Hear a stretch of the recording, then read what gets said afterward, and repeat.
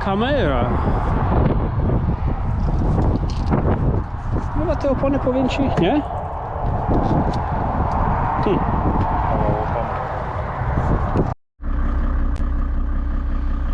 A day after, morning, I have to go to the workshop and obviously take everything apart, clean the van, because trust me, this van is not suited to bring motocross bikes inside with all the mud and everything. I got a carpet on the floor, so. But one thing we did, because I had to remove the naphtha to be able to fit the bike in the car, in the van. Damien had his spare front number plate, race plate, or whatever you want to call it, that goes in the front of the bike from his CRF. He's like, you know what, let me just try it to put it on, see how it looks like. Better lens. Now, I'm not sure about you, but for some strange reason I do like what I see. It looks like a proper hooligan's bike. Looks strange, looks weird, but I do like it. That's not good, because we know what's gonna happen now. Let's go to the workshop and see what we can do with it. Not good.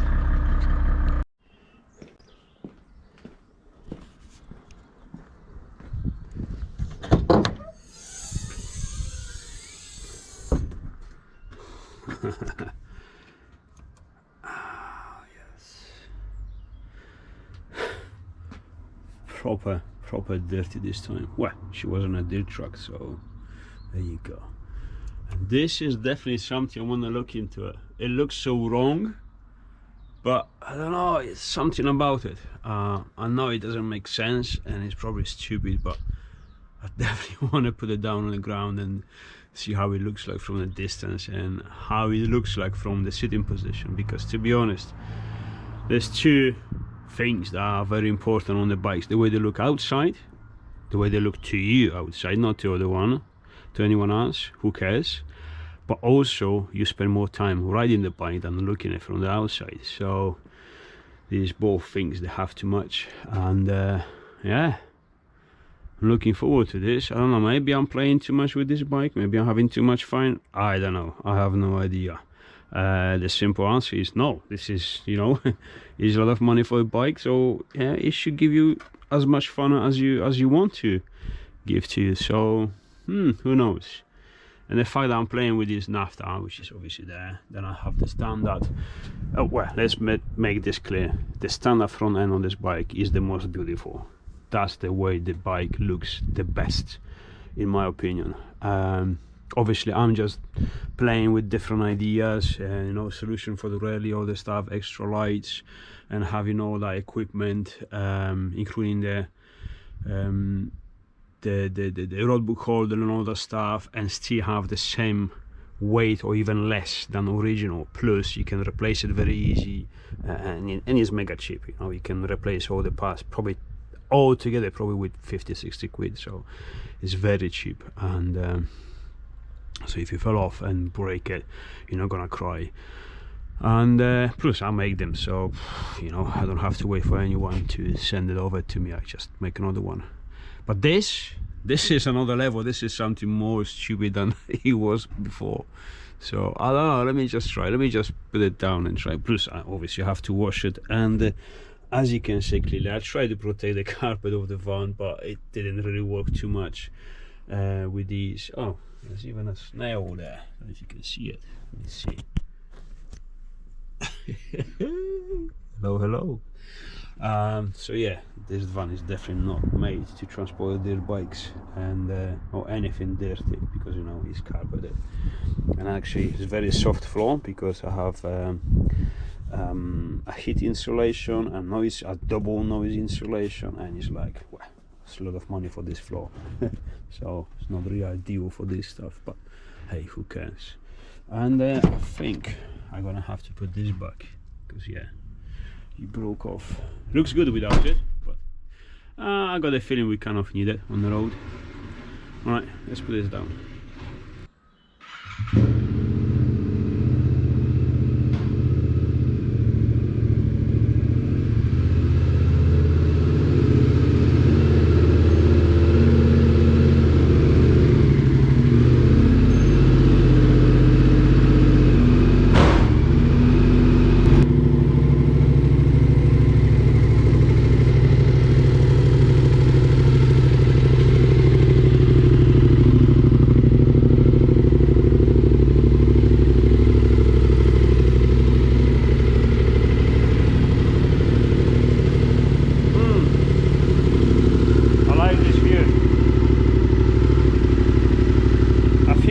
to this.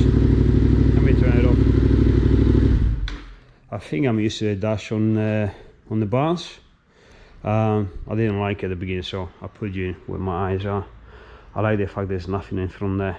It's just very, I know, the standard one looks, the bollocks is the best, but I can't leave this stuff alone, and I like to personalize it, obviously bikes and all that stuff, and always been a massive fan of naked bikes, and this, it gives me that sensation. Obviously it's not a street bike, but if you own the Tenere 700, you already know that this bike is pretty much everything. It's a big dirt bike, big heavy dirt bike. It's an adventure bike, it's a road bike, it's a super enduro, it's pretty much everything. And although we all know that bikes and cars and everything else, if it's for everything, it's actually good for nothing. Where I never thought I'm gonna say this, but there is an exception. She's an exception. She's good for everything. She does everything just good, you know. Adventure, just good, you know. She's comfortable. You can travel into comfortable. You can ride home. You can commute. Doesn't use much fuel. It's very economical, powerful enough. It does wheelies, you know, perfectly if you want to drive like a hooligan. You put the standard tires back on, the rally f2rs, whatever. Jesus, they grip so much on the tarmac. It's unbelievable. I have those rally tires, the Meatas, whatever you want to call them, the E13s, the Realista ones. They're great for a bit of everything, especially on the road, even on wet. So you can have those. And I got these ones, the Michelin's Enduro Hard in the front and the Michelin tracking on the back.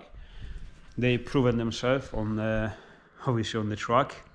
And yeah, I can't wait to test them in enduro, you know, like wood stuff and you know, mud and all that stuff. But I'm really happy.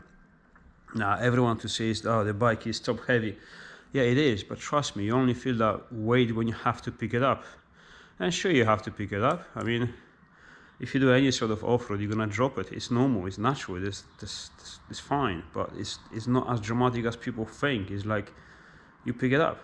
I was tired, like knackered, like honestly, I could not feel my arms. You can still pick it up, no problem. So I don't know what people moaning about, you know.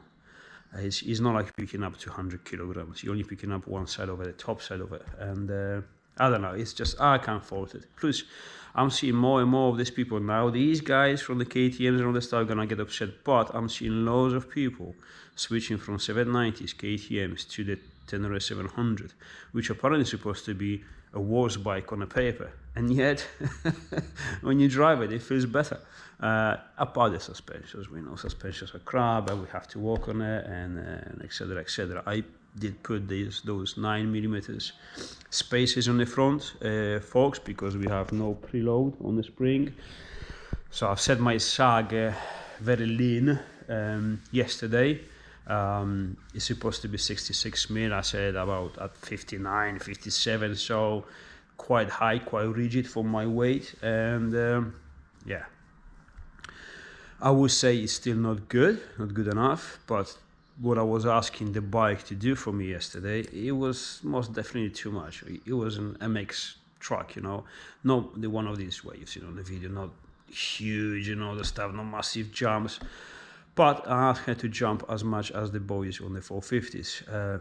Maybe not completely as much because I wasn't able to close the jumps completely. Well, no, I was able, I just shitted on myself, to be honest, because she was bottoming out, even if you do the half a jump and land, just bottom end. So, but then a few sessions after, we were having so much fun, and every time we were out, we were going out for 2-3 laps, because that's all I could afford with my arms, because obviously I didn't ride a bike for a long time, and plus first time in my life on MX truck, and not now,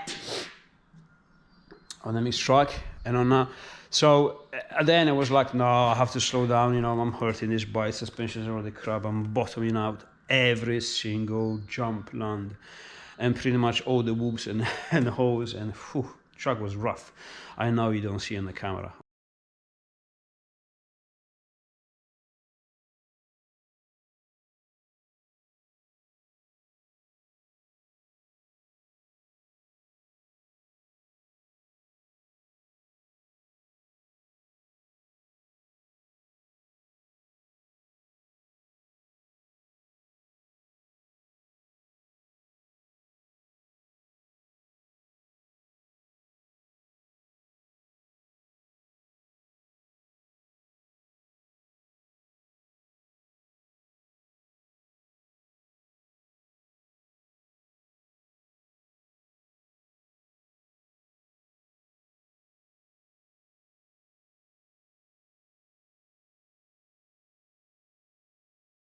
And I think I have to wait to make a decision, because this, as much as seems stupid, but I'm really thinking that why would I need a 450 when I have this? Well, on paper, in theory, it's like, well, of course, because 450 is a different bike. You can't make a comparison. This is a big, heavy, adventure bike. It's 200 kilograms. So what the fuck are you talking about? Even do a comparison. I'm not trying to compare them. All I'm trying to do is to compare the fun you have. This bike is unbelievable. It keeps surprising me. We went out on the trips, like road trips, and then I went training with Willie Waters for like enduro stuff on this, and was like, fuck, it just keeps surprising. Now a mixed truck, I'm only supposed to do a couple of laps just to test the naphtha if it's solid. That's better. If it's solid, and guess what? I forgot about the naphtha. After a few hours, I was just, oh yeah, naphtha, let me check. Everything was fine. It's like, yeah, it's fine, everything is great, beautiful. Just leave it there. And we just keep having fun, and more and more and more and more and more. And at the end of the day, after a few hours, it started to actually flow better and better, and just getting confidence in the tires. And it looks like the more confidence you have in this bike, the more trust you give it to it, the more it's just, I don't know how to explain it. It just goes, the limit seems to be very, very high. It's like, well, obviously I'm not a motocross rider, yeah, so but again, and then you take people like Paul Torres.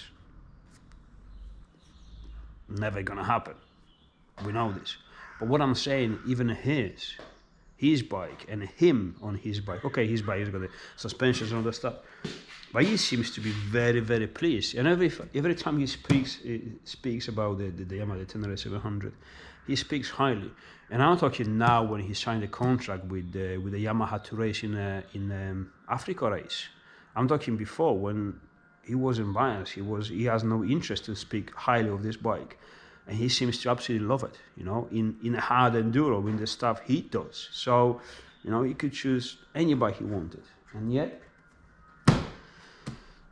must mean something. So, do we get ourselves the 450 two-stroker, like enduro cross bike to train, or just spend suspensions on this and keep having fun with this? I don't know. The brain obviously says no, get yourself a 450 and leave this bike alone to do what it's supposed to be doing. But then what this bike is supposed to be doing is supposed to put a smile on your face, and if this is how it puts a smile on your face, then fuck it. I don't know. It's I'm pretty sure if you never rode one of these proper, like take your time, learn the bike, see what the limit is, and trash it on the off-road and all the stuff, on the roads, on the twisties and everywhere, you probably don't understand what I'm talking about. Probably it seems like I'm talking crap, nonsense. And bear in mind, it's not the first time I'm driving bikes. I rode bikes. I rode bikes since I was 9. I used to race, not off-road, in the circuit, road bikes and all that stuff. I did have a Husky 610, TE 610 back in the day. Big heavy pig, very bad manners bike, supermoto for training, supermoto only, so I never had any nobbies on it, so I never done any motocross, any enduro, nothing at all. And yesterday was my first time ever on a motocross track, and it was just fun.